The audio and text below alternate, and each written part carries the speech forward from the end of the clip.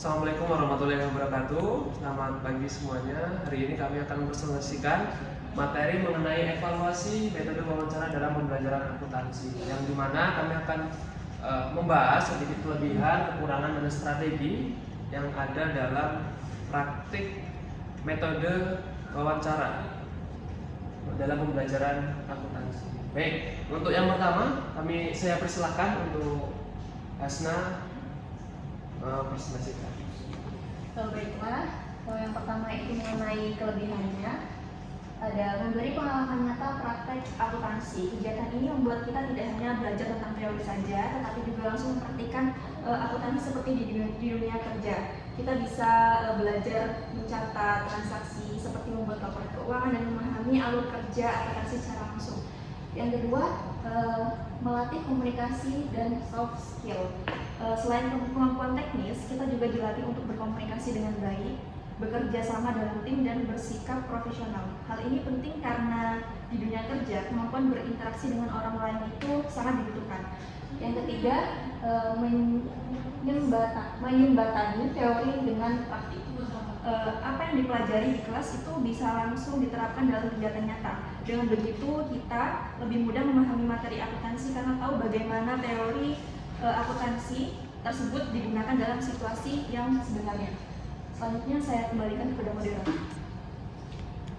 Baik, terima kasih untuk Hasna telah presentasikan mengenai kelebihan dalam metode wawancara. Baik, selanjutnya akan saya jelaskan mengenai kekurangan, yaitu yang pertama ada sulit atur jadwal dengan praktisi. Tentu ketika kita melakukan metode wawancara, kita harus mencari narasumber. Nah, disitulah tantangan terjadi untuk menentukan waktu untuk bisa wawancara, karena beberapa narasumber juga sibuk dengan usahanya ataupun tempat mereka bekerja. Kemudian jawaban bisa subjektif. Nah, di sini juga jawaban bisa subjektif.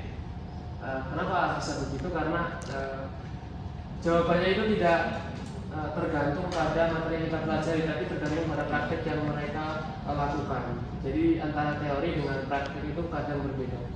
Yang ketiga tidak ada surat tugas dari kampus atau surat tugas resmi, dan ini juga menyulitkan kami mahasiswa karena beberapa usaha itu membutuhkan kekurangan, yaitu sulit atur jadwal dalam praktisi karena setiap praktisi juga memiliki kesibukan masing-masing dengan usahanya ataupun tempat dia bekerja. Yang kedua ada jawaban bisa subjektif karena teori yang kita pelajari dengan praktek yang terjadi di lapangan kadang berbeda.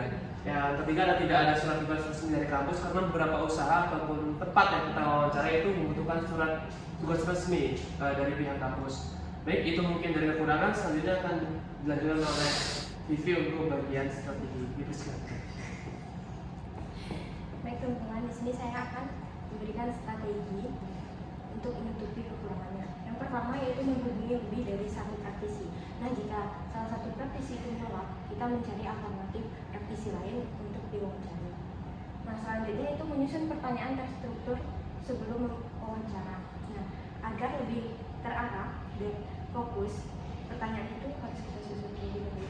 Nah, yang terakhir yaitu mempersiapkan surat tugas resmi dari kampus agar praktisi itu menerima untuk diwawancarai, maka kita untuk mempersiapkan surat tugas. Oke, sekian saya Terima kasih untuk saudara Vivi dan Hasna yang telah memaparkan materi. Mungkin itu sedikit penjelasan dari kami mengenai evaluasi metode wawancara dalam pembelajaran akuntansi. Semoga apa yang kami sampaikan bisa bermanfaat bagi kita semua. Kurang lebihnya kami mohon maaf. Saya tutup. Wassalamualaikum warahmatullahi wabarakatuh.